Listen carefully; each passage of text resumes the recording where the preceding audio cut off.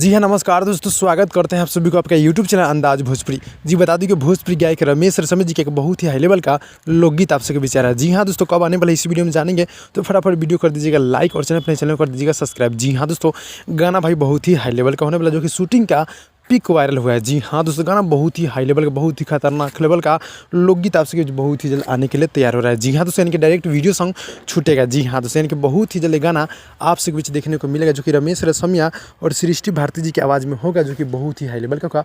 और पासवान मैटर में भी गाना मतलब बहुत ही जल्द आएगा रमेश रसमिया जी का। तो जितने भी रमेश रसमिया जी को चाहने वाले भाई लोग देख रहे हैं, आप लोग मेरे चैनल को सब्सक्राइब कर नोटिफिकेशन बेल आइकन आप लोग ऑल पे कर दीजिएगा। जी हाँ सो, क्योंकि आप लोग को भोजपुरी खबरें यहाँ पे मिलते रहता है। जी हाँ सो, और गाना उनका एक से बढ़कर एक बहुत बड़ा मतलब प्रोजेक्ट पर काम चल रहा है, बहुत ही जल्द आएगा।